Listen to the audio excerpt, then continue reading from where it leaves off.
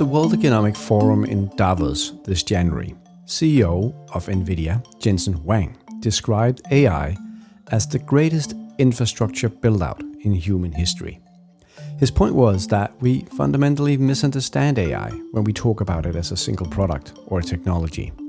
AI is a stack, he said, a 5-layer cake. In this video, I will walk you through some of the biggest dilemmas and tensions that we find in each layer of Huang's framework. But let's start with an overview of the 5 layers. At the top, you have the application layer. Below that are the AI models. Then comes infrastructure. AI is nothing without microchips that run the millions of calculations that the models require, so chips are a full layer in their own right. And finally, energy forms the bottom layer.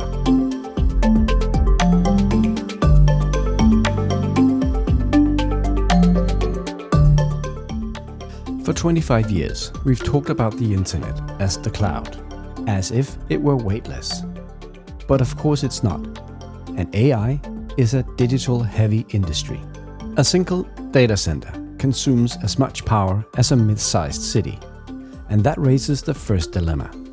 Whoever controls the power controls the compute of the future. The European Union has just committed 20 billion euro to building 5 AI gigafactories. But the hyperscalers, Google, Microsoft, Meta and Amazon, have each earmarked around $180 billion in 2026 alone. Europe simply cannot match that raw scale. The question being debated right now is whether we can instead win on energy intelligence. Then comes the next dilemma, because the European electricity grid is already under pressure from the green transition. Data centers can be built in 18 months, but in Europe's major data center hubs in Frankfurt, London, Amsterdam, Paris and Dublin, the waiting time for a grid connection today is between 7 and 10 years. The grid simply cannot keep up. And that means we face a choice. Do the next megawatts go to a local AI model or to your neighbor's heat pump? That's not a technical question, that's a political one. And that raises a third dilemma. The Scandinavian countries actually have the best conditions in Europe. Cheap electricity, a high share of renewables, cool climates. The question is, who benefits? In 2025 alone, Microsoft, CoreWeave and Brookfield invested $15 billion in Nordic AI infrastructure. The European response? Swedish Evrock raised 50 million euro. That's a ratio of 300 to 1. Our green power is becoming fuel for the hyperscalers' compute, rather than the foundation for European sovereignty. On top of energy sits chips, the hardware that does the calculations. And here we face a particular problem. AI software is global, but the production of the most advanced chips is hyper-concentrated at a single manufacturer, TSMC, in Taiwan. That raises a dilemma of dependency. TSMC produces around 90% of the world's most advanced chips. The entire AI economy depends on a single island, in a region where military conflict with China is a real possibility. The US has already acted. The American government has taken direct ownership stakes in Intel to secure domestic chip production. And Europe has a plan. It's called CHIPS Act 2.0. But it won't arrive until autumn 2026 at the earliest. Another interesting question is what happens to market dynamics when chips and memory suddenly become scarce. In January, NVIDIA officially took the position as TSMC's largest customer. Apple is now number 2. That shift is reverberating across the entire consumer electronics market. Samsung has raised RAM prices by 90% in the first quarter of this year, and JP Morgan estimates that memory will soon account for 45% of an iPhone cost, compared to just 10% today. Tim Cook also signaled significant price increases on memory at Apple's latest earnings call. If Apple is now a small fish at TSMC, everyone else is even smaller. Manufacturers have 3 options: absorb the hit in their margins, raise prices, or use inferior chips. Whatever they choose, you feel it as a consumer. Finally, there's the third dilemma, the ecosystem. American Nvidia holds around 80% of the global AI chip market. But its real power is not in the chips. It's in CUDA, the software platform that makes them work. Nvidia has done for AI what Apple did for consumer electronics. It has integrated hardware and software so tightly that makes it extremely difficult to replicate. American tech companies have already built their own alternatives to escape this dependency. Everyone else builds on CUDA. The question that remains is whether you simply accept that and get on board, or if you bet on open alternatives like RISC-V and pay the price in time. And this brings us to the third layer of the AI cake. This is where the economics become truly visible. Because owning a chip does not help you if you do not have the network to connect tens of thousands of them. And that is where the capital requirements become astronomical. For organizations, this raises a build versus buy dilemma.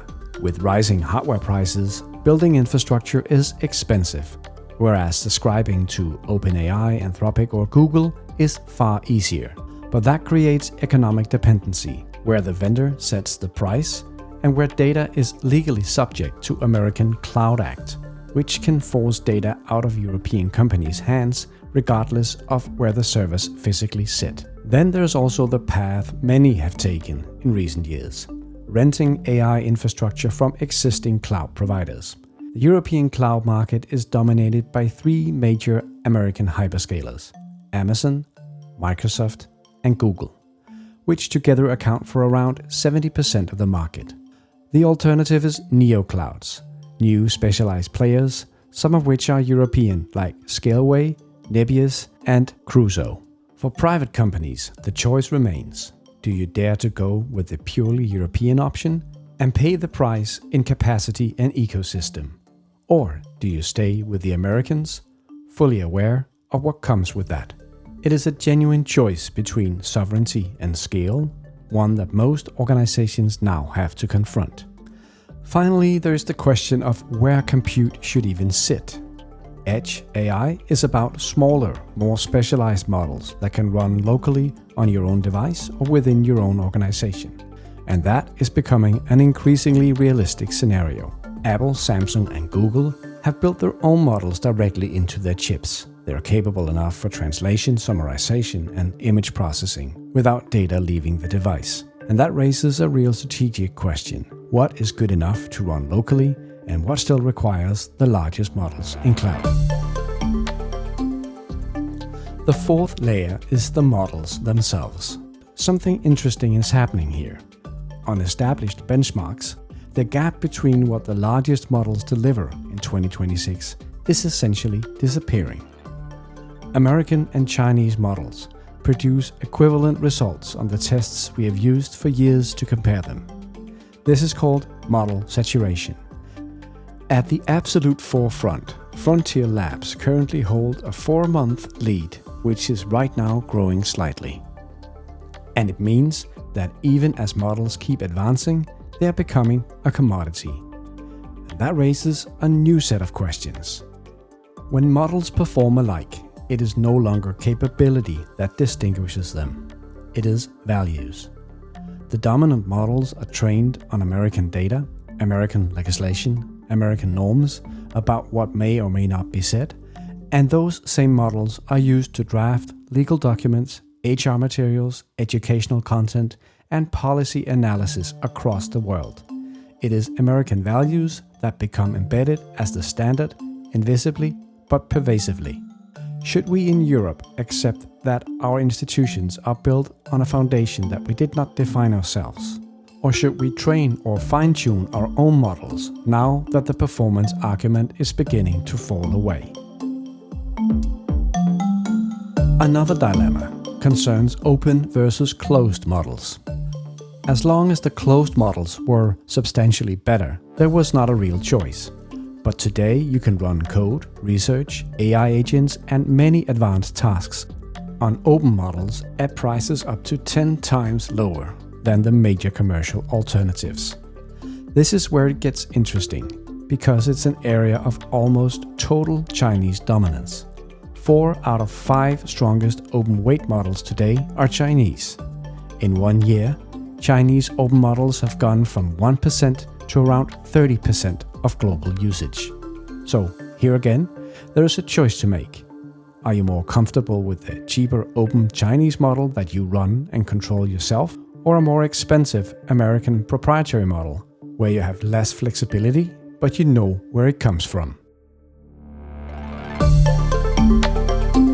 Finally, there is the most fundamental dilemma. Have we even found the right architecture? Large language models predict the next word. That has taken us far, but it's an inefficient way to understand the world. And this is where world models enter the picture.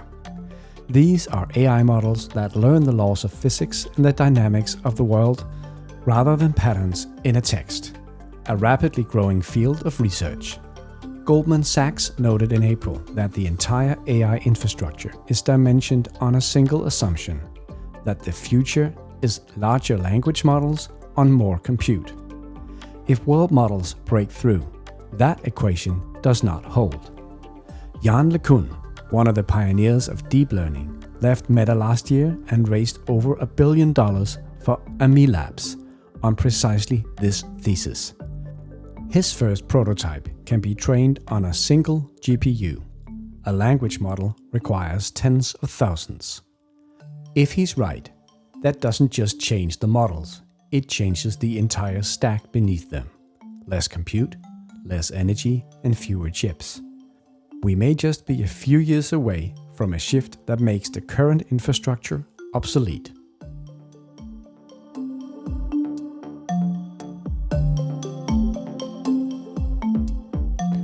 And so, we reach the fifth and final layer, the applications, what people actually use day to day. The AI competition is no longer only about who has the biggest model, because models are increasingly indistinguishable on benchmarks. And that means that competition is moving up in the stack, to harnessing. To harness means both control and to exploit. And that is precisely what happens in AI applications. You can also think of it as scaffolding, wrapping the technology inside concrete workflows so it actually creates value. It is often what makes one service stand out and adapt to your needs. And that raises a dilemma about where the work of designing and orchestrating these workflows should happen.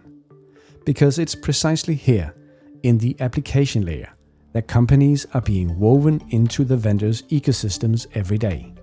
When Claude Skills, Cowork, and similar tools make it easy and intuitive to customize processes, companies are building more workflows into Anthropic's ecosystem each day. The same applies to Microsoft's Copilot, OpenAI's GPTs, and Google Gemini's ecosystem. The more harnessing you outsource, the harder it becomes to switch later. However, building the harnessing layer yourself requires resources, competencies, and time that most organizations simply don't have. Renting is fast, but the dependency grows over time. A second dilemma concerns the loss of expertise. When applications become capable enough to code for us, write for us, and process cases for us, we save time. But an entire generation of employees is being trained in their profession with AI from day one. How do you evaluate something you have never learned to do yourself? How do we capture the efficiency gains without losing the professional judgment that makes evaluation possible? And how do we design new workflows and competencies in a way that keeps people in control and not the other way around? The final tension is about awareness in the choices we make. It can feel natural to regard AI applications as just ordinary products. But it's not only a product choice, it's an infrastructure choice dressed up as an application choice. You can install an AI application from one of the leading vendors, but you are also making choices across every layer of the stack. It is not about making the right or the wrong choices. It's about making conscious ones. That awareness is healthy, Though it can also be paralyzing, because how do you evaluate what is the right choice across all these parameters at once?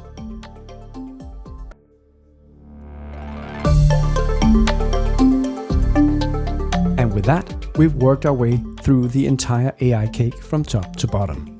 The cake metaphor is intuitive, but I prefer to think of the model as geological layers, where shifts in one can send tremors up and down through the others. Let's look at a few examples. We see an upward pressure when the global shortage of memory means that the most advanced chips are becoming more expensive and harder to obtain. That pushes AI developers in the opposite direction, building smaller models that can run locally on your device. And suddenly, a whole new generation of AI products emerges, not because anyone decided it from the top, but because scarcity at the bottom forced it. There can also be downward pressure. Coding agents have radically changed the entire consumption pattern.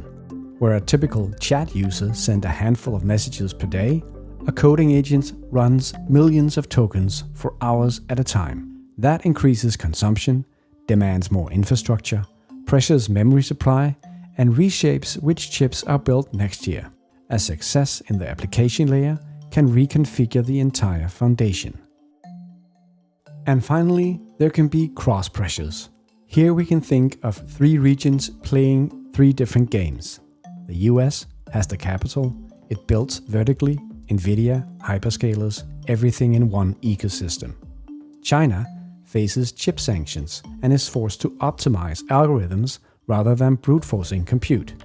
And that is how a model like DeepSeek emerges.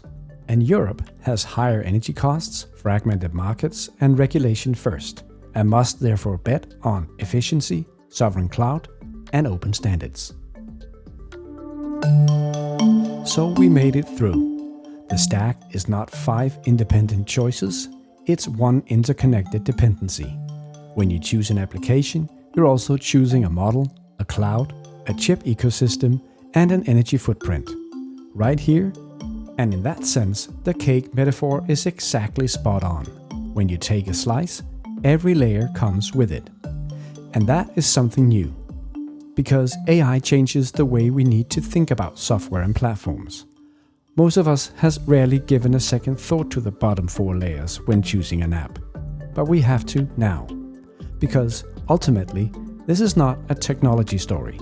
It's a story about where power and dependency reside, in a system where nobody owns everything and nobody has full control. Fortunately.